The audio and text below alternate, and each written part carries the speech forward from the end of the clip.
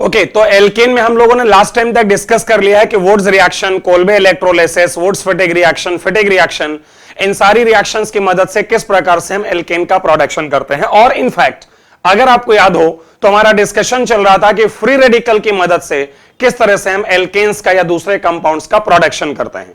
तो उसी चर्चा को आज हम बढ़ाने वाले हैं इस लेक्चर 4 में, और बात करेंगे बर्क रिएजेंट के बारे में। बर्क रिएजेंट क्या होता है? इनफैक्ट तुम लोगों को याद होगा तो क्लास 11th में एनसीईआरटी में एस ब्लॉक में ये रिएजेंट आता है, वहां पर लिखा है इसके बारे में थोड़ा सा। Birch reagent basically s block metal और अमोनिया का कॉम्बिनेशन है, सोडियम और लिक्विड अमोनिया या लिथियम और लिक्विड अमोनिया।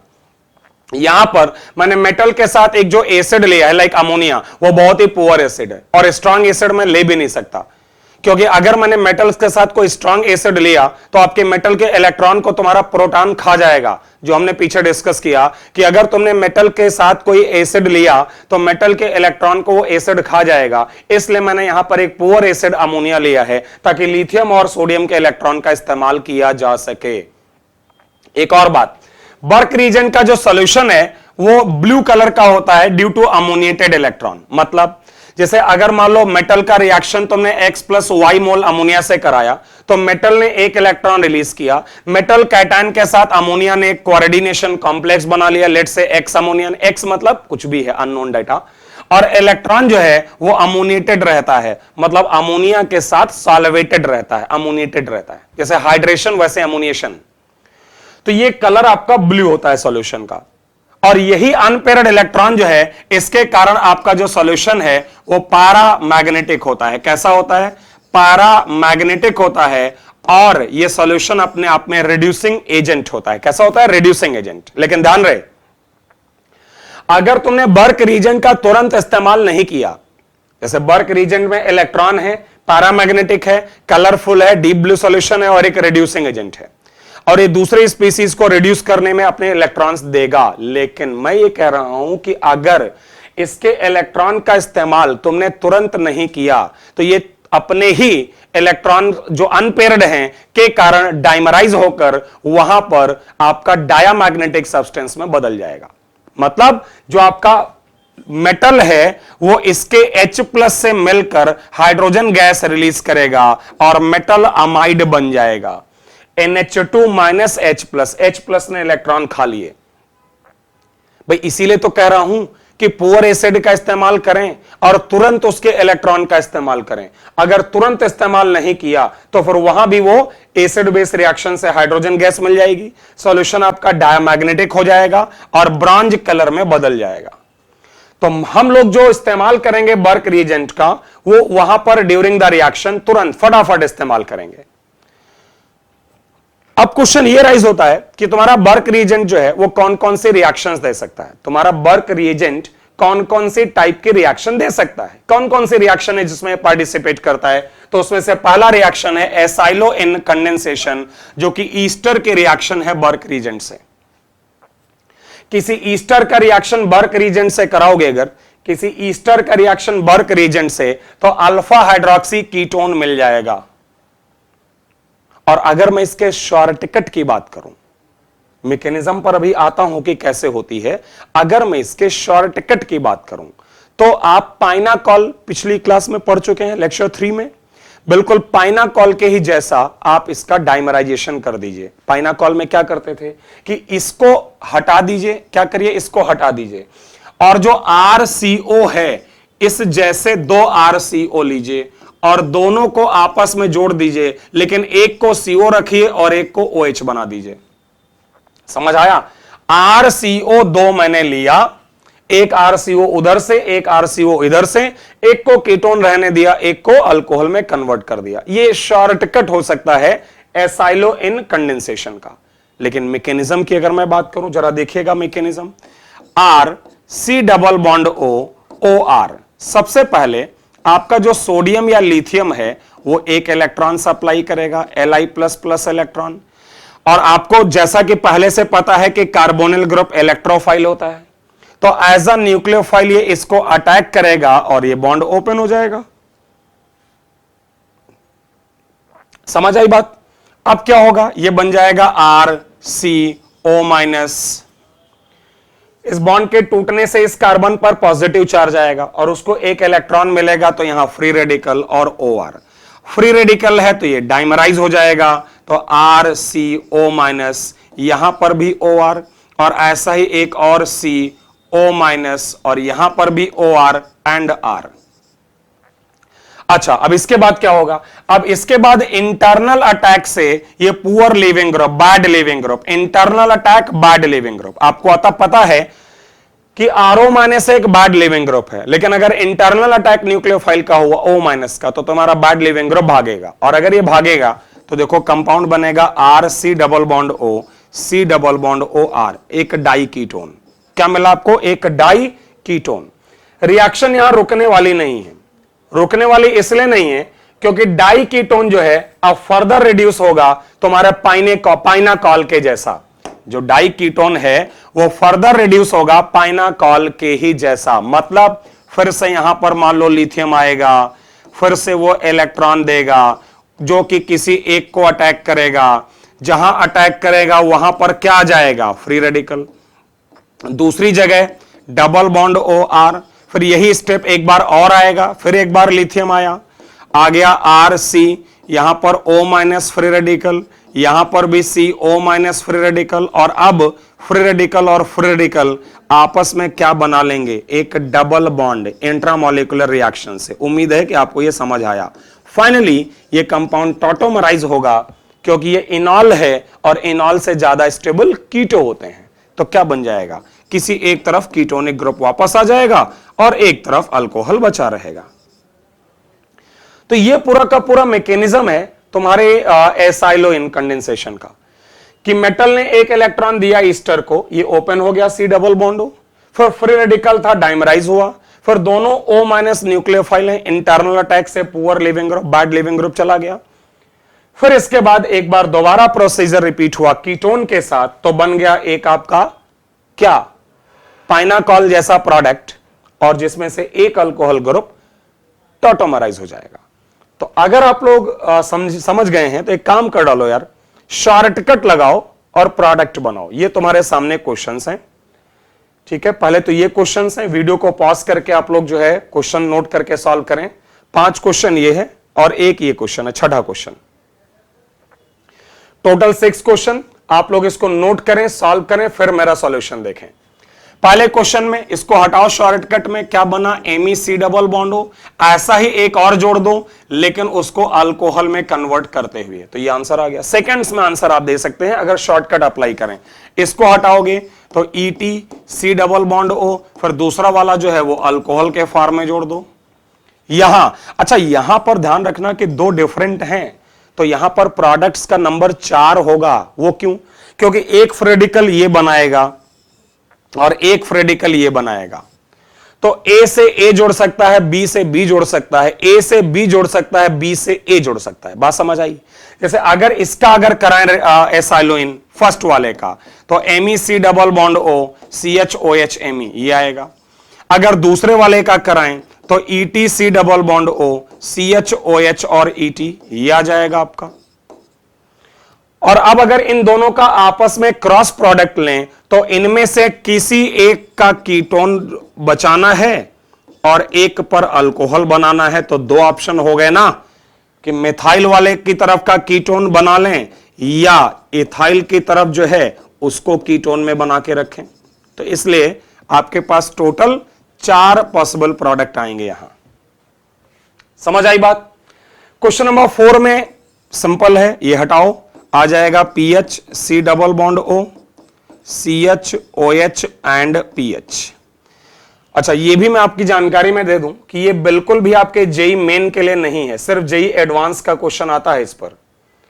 मतलब बोर्ड की तो बात ही मत करो, बोर्ड एग्जाम में तो ये सब बिल्कुल नहीं आना है, और जेई मेन में भी नहीं। ये जो आता है वो सिर्फ जेई एडवांस के एग्जाम में। ओके, यहां पर भी अगर इसको हटाएं, OMe को अगर यहां से हटाएं और शॉर्टकट लगाएं, तो this 5 membered ring C double bond O, then CHOH and then again ये 5 membered ring। यहां पर आप देख सकते हो इंट्रामोलिकुलर रिएक्शन है, इंट्रामोलिकुलर, तो इधर से OMe हटाओ, इधर से OMe हटाओ और इन्हीं 2 कार्बन को आपस में जोड़ के रिंग बनाओ। तो देखो carbon 1, carbon 2, carbon 3, carbon 4, carbon 5, carbon 6, तो आपका जो कंपाउंड यहां बनेगा वो 6 मेंबर का होगा। लेकिन इस कार्बन और इस कार्बन दोनों पर अगर ये 1 है और ये 6 है, तो 1 और 6 दोनों पर कीटोन होगा, लेकिन एक को कीटोन रखिए और एक को बना दीजिए OH। सिमेट्रिकल है, तो दोनों में से एक को कीटोन बनाइए और एक को अल्कोहल। ये तो हो गया एसाइलो इनकंडेंसेशन, इंट्रामोलिकुलर एसाइलो इनकंडेंसेशन, क्योंकि सेम ईस्टर एक ही कंपाउंड में 2 जगह है। और दूसरा पॉइंट ये है कि इसके बाद देखो लिखा है फेंटन्स रिएजेंट, जो पीछे आपको मैंने समझाया था। क्या लिखा है? फेंटन्स रिएजेंट। फेंटन्स रिएजेंट का रोल ये था कि अगर कीटोन के पड़ोस में अल्कोहल है तो वो अल्कोहल भी कन्वर्ट हो जाता है कीटोन में। तो ये इसका फाइनल आंसर। और ये तुम्हारा बर्क रिएजेंट का पहला रिएक्शन, ये आपके बर्क रिएजेंट का पहला रिएक्शन, जिसमें कि हमने बात की एसाइलो इनकंडेंसेशन, जिसमें हमने डिस्कस किया कि किस तरह से किसी ईस्टर को जो है वो अल्फा हाइड्रोक्सी कीटोन्स में कन्वर्ट किया जाए। फाइन, अब हम बात करेंगे इसके सेकंड रिएक्शन की, बर्क रिएजेंट का सेकंड एप्लीकेशन। लेकिन छोटा ऐसा एक डिस्कशन है, पहले वो करना चाहूंगा और उसके बाद मैं आपको इसको समझाऊंगा। ठीक है, जरा सुनिएगा। जैसे इसका रोल क्या है, अगर मैं पहले ये बताऊं तो इसका रोल ये है बर्क रिडक्शन का कि वो टर्मिनल एल्काइंस जो होते हैं ना, non terminal alkyne, sorry non terminal. देखिए, अगर किसी कंपाउंड में तुम्हारा ट्रिपल बॉन्ड आखिरी कार्बन पर है तो इसको कहते हो टर्मिनल एल्काइन, और टर्मिनल एल्काइन पर कार्बन से एक हाइड्रोजन जुड़ा होगा और ये वाला हाइड्रोजन जो है वो एसिडिक होगा। उम्मीद है कि ये बात आप समझते हो। यहां पर एक हाइड्रोजन होगा और हाइड्रोजन जो है एसिडिक होगा, और अगर ट्रिपल बॉन्ड आपके कार्बन चेन के बीच में कहीं है तो ऐसी एल्काइन को कहा जाता है इंटरनल एल्काइन या नॉन टर्मिनल एल्काइन। इंटरनल कह लो चाहे कह लो नॉन टर्मिनल एल्काइन। तो बर्क रिडक्शन का दूसरा रोल यह है कि अगर तुम्हारे पास कोई इंटरनल एल्काइन है, टर्मिनल नहीं, कैसा है? इंटरनल, जिसमें ट्रिपल बॉन्ड कहीं कार्बन चेन के बीच में आता है, तो इसका फंक्शन है कि ये इसको रिड्यूस करके एक एल्कीन में बदलता है, और वो एल्कीन जो तुम्हारा है वो एल्कीन भी रहता है ट्रांस एल्कीन। कैसा? Trans alkene. मतलब बर्क रिडक्शन का रोल है कि वो एल्काइंस को एल्कीन तक कन्वर्ट करता है, लेकिन जो एल्कीन बनेगा वो एल्कीन तुम्हारा कैसा होगा? वो एल्कीन तुम्हारा होगा ट्रांस एल्कीन। फाइन, अब अगर मैं इसकी मैकेनिज्म पर आगे चलूं, मैकेनिज्म में सबसे बड़ा क्वेश्चन हमारे सामने ये है कि अगर मान लो सोडियम का इलेक्ट्रॉन इसको अटैक करता है, इसको किसी एक कार्बन पर, और एक तरफ तोड़ता है, तो यार क्वेश्चन मार्क ये आता है कि हमारे C double bond C triple bond C और बेंजीन हमने पीछे पढ़ा है, ये खुद अपने आप में क्या होते हैं? न्यूक्लियोफाइल। और अगर ये खुद अपने आप में न्यूक्लियोफाइल हैं, पाई इलेक्ट्रॉन डेंसिटी के कारण ये खुद अपने आप में न्यूक्लियोफाइल हैं, तो एक न्यूक्लियोफाइल पर दूसरा न्यूक्लियोफाइल अटैक कैसे करेगा? ये क्वेश्चन अराइज होता है कि इस रिएक्शन में एक न्यूक्लियोफाइल पर दूसरा न्यूक्लियोफाइल अटैक ही क्यों करेगा, क्यों अटैक करेगा? तो एक बात समझिएगा, अगर आपसे क्वेश्चन किया जाए कि C double bond C benzene, okay, और C ट्रिपल बॉन्ड C, इनमें सबसे अच्छा न्यूक्लियोफाइल कौन है? मान लो अगर ये क्वेश्चन आपसे किया जाए कि इन तीनों कंपाउंड में सबसे अच्छा न्यूक्लियोफाइल कौन है, सोचो, दिमाग लगाओ कि इन तीनों में सबसे अच्छा न्यूक्लियोफाइल कौन है। तो सबसे अच्छा न्यूक्लियोफाइल ये है और सबसे खराब ये है।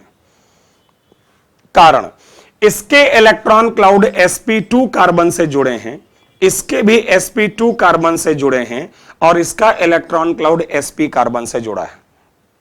तो एक सिंपल सी बात है कि यार अगर उसका इलेक्ट्रॉन क्लाउड sp कार्बन से जुड़ा है, जहां के s कैरेक्टर ज्यादा है, और आपको पता है s कैरेक्टर ज्यादा होता है तो इलेक्ट्रोनेगेटिविटी भी ज्यादा होती है, तो C ट्रिपल बॉन्ड C जो है तुम्हारा, C ट्रिपल बॉन्ड C, उसके इलेक्ट्रॉन क्लाउड को खींचना मुश्किल होगा।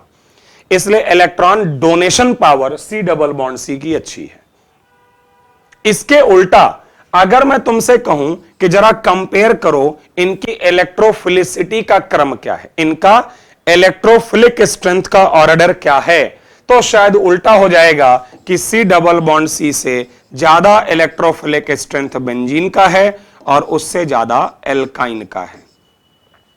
तो यही कारण है कि तुम्हारे एल्काइन न्यूक्लियोफाइल तो हैं, लेकिन उनके अंदर कहीं ना कहीं हल्का कुछ इलेक्ट्रोफिलिक नेचर भी है। कारण है sp हाइब्रिडाइज्ड कार्बन ज्यादा इलेक्ट्रोनेगेटिव होते हैं, तो इलेक्ट्रॉन को थोड़ा खींच भी सकते हैं। और इसी वजह से ये इलेक्ट्रॉन यहां जब अटैक करके ओपन करेगा तो देखिए जहां पर इलेक्ट्रॉन टूटेगा जिस तरफ, वहां तो नेगेटिव चार्ज आएगा ये R, और जहां पर प्लस आएगा वहां इलेक्ट्रॉन मिलेगा तो बनेगा फ्री रेडिकल। ये फ्री रेडिकल और इलेक्ट्रॉन अपोजिट रहेंगे। क्यों अपोजिट रहेंगे? क्योंकि अपोजिट रहेंगे तो रिपल्शन कम होगा, कंपाउंड की स्टेबिलिटी ज्यादा होगी। और ये इस रिएक्शन का एक इंटरमीडिएट है जिसमें फ्री रेडिकल भी है और कार्बन आयन भी है, तो इस इंटरमीडिएट का नाम रेडिकल एनायन। अगर यहां तक समझ आया तो अब एक सोडियम मेटल और आएगा, एक इलेक्ट्रॉन इस फ्री रेडिकल को और मिलेगा, तो जहां पर फ्री रेडिकल है वहां पर भी नेगेटिव आएगा, यहां पर तो नेगेटिव है ही, और यहां पर आपका ये R बाद में मिलेगा प्रोटॉन, मतलब आपका सोडियम प्लस लिक्विड अमोनिया, और प्रोटॉन मिलेगा तो जहां जहां दो जगह नेगेटिव है वहां हाइड्रोजन आके रिएक्शन कंप्लीट हो जाएगी। तो आप देख सकते हैं कि यहां पर जो दो हाइड्रोजन जुड़े हैं वो अपोजिट डायरेक्शन में हैं, एक ऊपर जुड़ा है एक नीचे, और इसीलिए हम कहेंगे कि यहां पर जो हाइड्रोजन का एडिशन है वो कैसा है? एंटी एडिशन है। कैसा एडिशन है? एंटी। एंटी एडिशन का मतलब कि एक हाइड्रोजन प्लेन के ऊपर से और एक हाइड्रोजन प्लेन के नीचे से अटैक कर रहा है। तो ये रोल है तुम्हारा जो है इस बर्क रिडक्शन का। लेकिन ध्यान रहे ये टर्मिनल एल्काइन के साथ ही करता है, और एल्कीन के साथ तो रिएक्शन ही नहीं है, नो रिएक्शन विद एल्कीन। हालांकि टर्मिनल एल्काइन के साथ एसिड बेस रिएक्शन दे सकता है। जैसे मैंने ये कहा है कि टर्मिनल एल्काइन से रिएक्शन नहीं करेगा, ठीक है, इंटरनल एल्काइन से करेगा।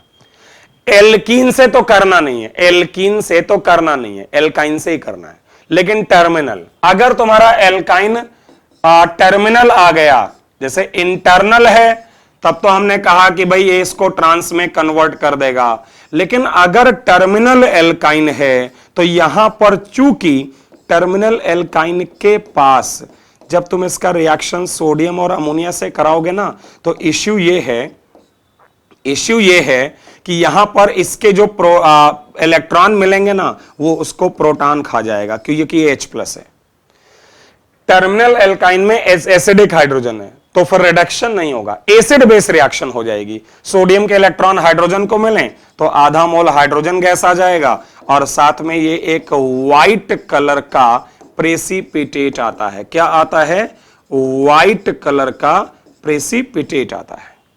ठीक है, तो टर्मिनल एल्काइन के साथ एसिड बेस, इंटरनल को ट्रांस में, एल्कीन के साथ नो रिएक्शन, और अगर कभी किया भी तो वेरी पुअर यील्ड, इसलिए इसको भूल जाइए, इसकी कोई जरूरत आपको नहीं है। बाकी टर्मिनल एल्काइन के साथ क्या होगा ये तो मैंने अभी समझा ही दिया कि व्हाइट प्रेसिपिटेट आएगा। इंटरनल के साथ ये होगा, अगर RCHO है तो उसको भी अल्कोहल में रिड्यूस करता है, मतलब एल्डिहाइड कीटोन को अल्कोहल में रिड्यूस करता है।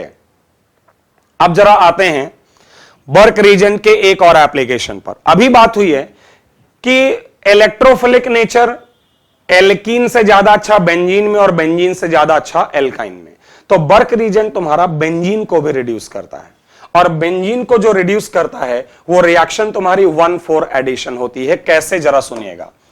जैसे बेंजीन जो है देखिएगा ऐसे है मान लो, और एक इलेक्ट्रॉन आया और किसी एक पोजीशन पर अटैक कर गया, मान लो ये बॉन्ड इधर टूट गया। जब ऐसा होगा तो एक तरफ तो आएगा नेगेटिव और एक तरफ बनेगा प्लस, प्लस को इलेक्ट्रॉन मिलेगा तो फ्री रेडिकल। अब इस फ्री रेडिकल और नेगेटिव में रिपल्शन ना हो तो ये नेगेटिव रेजोनेट हो जाएगा। चाहे कह लो नेगेटिव रेजोनेट हो जाएगा और चाहे कह लो फ्री रेडिकल रेजोनेट हो जाएगा। तो कोई एक रेजोनेट हो जाएगा ताकि वो अपोजिट रहेंगे तो रिपल्शन नहीं होगा। अब इसके बाद सोडियम एक और इलेक्ट्रॉन देगा, तो जहां अनपेयर्ड इलेक्ट्रॉन है, वहां भी नेगेटिव आएगा और उसके बाद मिलेंगे 2 प्रोटॉन और ये कंप्लीट हो गया। तो इस तरह से रिडक्शन होता है बेंजीन के पाई बॉन्ड्स का और ये 1,4 एडिशन होता है। क्यों 1,4 एडिशन होता है? क्योंकि अगर आप ध्यान दो तो तुम्हारा जो हाइड्रोजन जुड़ा है वो 1 और 4 पर जुड़ा है। जो हाइड्रोजन जुड़ा है वो फर्स्ट और लास्ट पोजीशन पर 1 और 4 पे। एक तो ये 1,4 एडिशन है। दूसरी बात तुम लोग समझ रहे होगे कि यहां पर जो बेंजीन है वो क्या काम कर रहा है? बेंजीन काम कर रहा है एक्टिंग एज इलेक्ट्रोफाइल। बेंजीन यहां इलेक्ट्रोफाइल का काम कर रहा है भाई, न्यूक्लियोफिलिक अटैक हो रहा है इलेक्ट्रॉन का। और एक बात तुम लोग अच्छे से समझ लो कि किसी भी इलेक्ट्रोफाइल का इलेक्ट्रोफिलिसिटी बढ़ाने के लिए किसी भी, अच्छा इलेक्ट्रोफाइल का मतलब भिखारी है ना यार, जिसके पास पैसे की कमी है। समझ रहे हो बात? अभी जो बात बताने जा रहा हूं बहुत इंपॉर्टेंट है। इंपॉर्टेंट क्या, हर जगह यही तो इस्तेमाल होता है। इलेक्ट्रोफिलिसिटी मतलब इलेक्ट्रॉन की कमी, मतलब भिखारी। तो भिखारी के पैसे और छीन लो, भिखारी के पैसे और छीन लो तो पैसे के लिए वो पागल हो जाएगा। सिंपल सी बात है। तो इलेक्ट्रोफिलिसिटी स्पीसी की बढ़ाने के लिए क्या करो? उसके इलेक्ट्रॉन छीनना है कि देना है? तो इलेक्ट्रोफिलिसिटी बढ़ाने के लिए उस पर इलेक्ट्रॉन विथड्रॉइंग ग्रुप होने चाहिए, क्योंकि जिसके पास ऑलरेडी पैसे की कमी है उसे और पैसा छीन लोगे तो उसकी पैसे के प्रति जो चाहत है वो और बढ़ जाएगी। समझ आई बात?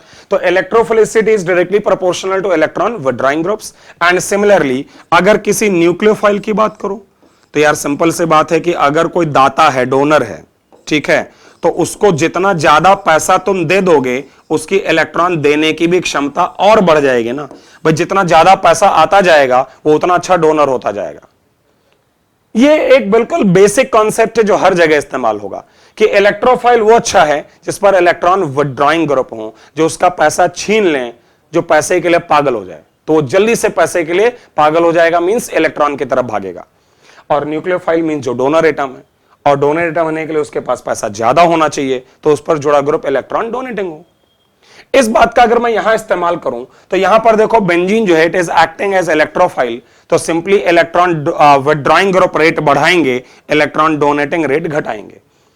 बेंजीन के इलेक्ट्रोफिलिसिटी बढ़ानी होगी और इलेक्ट्रोफिलिसिटी बढ़ाने के लिए उस पर इलेक्ट्रॉन विथड्रॉइंग ग्रुप चाहिए। जैसे बेंजीन पर अगर कोई इलेक्ट्रॉन डोनेटिंग ग्रुप जुड़ा है, देखो अगले क्वेश्चन में, एग्जांपल में, अगर बेंजीन पर कोई इलेक्ट्रॉन डोनेटिंग ग्रुप जुड़ा है तो यहां पर जो पाई बॉन्ड 2 बचेंगे उनकी जरा पोजीशन देखिएगा ध्यान से। ये 2 पाई बॉन्ड बचेंगे। क्यों? क्योंकि इलेक्ट्रॉन जब अटैक करेगा, इलेक्ट्रॉन डोनेटिंग के कारण ये ऐसे टूटेगा। डोनेटिंग ग्रुप है तो इलेक्ट्रॉन या तो यहां अटैक करे या इलेक्ट्रॉन यहां अटैक करे। भाई जहां पॉजिटिव आएगा वहीं अटैक करेगा, तो इलेक्ट्रॉन यहां अटैक करेगा। क्यों यहां अटैक करेगा? क्योंकि वहां अगर अटैक करेगा तो वही फिर से फ्री रेडिकल बनेगा और इलेक्ट्रॉन डोनेटिंग ग्रुप के पास भी लोन पेयर होते हैं। भाई जो इलेक्ट्रॉन डोनेटिंग ग्रुप होता है वो भी तो OH है, O- है, NH2 है, लोन पेयर वाला है। तो जब ये बॉन्ड नीचे की तरफ टूटेंगे तो पॉजिटिव यहां और यहां आएगा।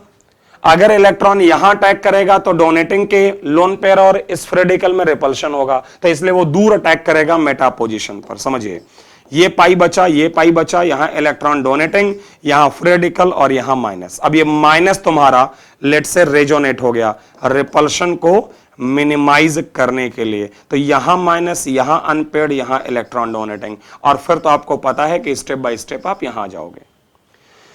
तो 1,4 एडिशन में, रिडक्शन में इलेक्ट्रॉन डोनेटिंग है तो पाई बॉन्ड ऐसे देखो बच रहे हैं, ध्यान दो, और अगर इलेक्ट्रॉन विथड्रॉइंग है तो ऐसे बच रहे हैं। सिमिलरली हम इसको भी समझ सकते हैं। कुछ एक और एग्जांपल, जैसे नैप्थलीन है। नैप्थलीन में अगर इस 2 पाई बॉन्ड का रिडक्शन कराएं बर्क रिडक्शन के दौरान, तो इन दोनों को आप हटाकर बीच में एक ले आइए, बस यही तो होगा 1,4 एडिशन। अरे यही तो होता है 1,4 एडिशन में कि ये दोनों पाई बॉन्ड भाग जाएंगे, ये दोनों भाग गए और इनके बीच आ गया, तो ये दोनों भाग गए, इनके बीच में आ गया। जैसे एंथ्रासीन। अब एंथ्रासीन में कौन से 2 पाई बॉन्ड में हटाऊं, मतलब किन 2 पाई बॉन्ड का रिडक्शन कराऊं? अगर इस पॉइंट पर चर्चा की जाए कि कौन से दो पाई बॉन्ड का रिडक्शन कराएं। तो जहां तक मेरा सजेशन है, ये बीच वाले दो पाई बॉन्ड का रिडक्शन कराएं। क्यों? क्योंकि ऐसा करने पर ये दोनों हटकर यहां पाई बॉन्ड आएगा और ये दोनों जो हैं जब आएंगे तो ये रिंग भी एरोमेटिक रहेगी और ये रिंग भी तुम्हारा एरोमेटिक बना रहेगा। तो ये मैं आपसे चर्चा कर रहा था यहां पर बर्क रिडक्शन के सेकंड प्रॉपर्टी को, एक एसाइलो इनकंडेंसेशन और एक तुम्हारा एल्काइन को एल्कीन में बदलना। जैसे इस क्वेश्चन में देखो पूछा जा रहा है कि ये कायरल एटम है, क्या रिएक्शन के बाद कायरल बचेगा? मान लो इस क्वेश्चन का जवाब देना हो कि ये एटम अभी कायरल है, कंपाउंड ऑप्टिकली एक्टिव है, ये कंपाउंड कायरल है, ऑप्टिकली एक्टिव है, तो क्या रिएक्शन के बाद कायरल बचेगा, एक्टिव बचेगा? तो देखिए जो डबल बॉन्ड लेफ्ट में है वो तो डबल ही रहेगा, इसके बाद यहां पर ऊपर जो Me और H है वो ऐसे ही रहेगा, और यहां पर जो ये एल्काइन है, ये सोडियम और लिक्विड अमोनिया, इसको किस में बदलेगा? ट्रांस में। अब लेफ्ट वाला भी ट्रांस है और राइट वाला भी ट्रांस हो गया, तो ये कंपाउंड ऑप्टिकली कैसा हो जाएगा? इनएक्टिव, क्योंकि एटम कायरल बचा ही नहीं, क्योंकि लेफ्ट और राइट वाला ग्रुप सेम हो गया। लेकिन अगर यहीं पर रिएजेंट पैलेडियम और बेरियम सल्फेट होता, पैलेडियम और बेरियम सल्फेट अभी मैंने नहीं पढ़ाया है, आगे चल के पढ़ाऊंगा, इसको लिंडलार्स कैटलिस्ट कहते हैं। बस अंतर यह होता है कि सोडियम और लिक्विड अमोनिया एल्काइन को ट्रांस एल्कीन में और पैलेडियम और बेरियम सल्फेट एल्काइन को सिस एल्कीन में बदलता है। यह आगे चल के आपको एक्सप्लेन करूंगा लिंडलार्स कैटलिस्ट के बारे में। तो अगर लिंडलार्स कैटलिस्ट रहा तो ये डबल तो एज इट इज रहेगा, क्योंकि ये लोग डबल पर तो रिएक्ट नहीं करते हैं, बट इधर वाला जो डबल है इसको ये सिस में बदलेगा और कंपाउंड ऑप्टिकली एक्टिव रहेगा। तो लिंडलार्स कैटलिस्ट और सोडियम और लिक्विड अमोनिया दोनों अपोजिट वर्किंग है, दोनों एल्काइन को एल्कीन में बदलते हैं, बर्क रिएजेंट ट्रांस में, लिंडलार्स कैटलिस्ट सिस में। तो अगर आप लोग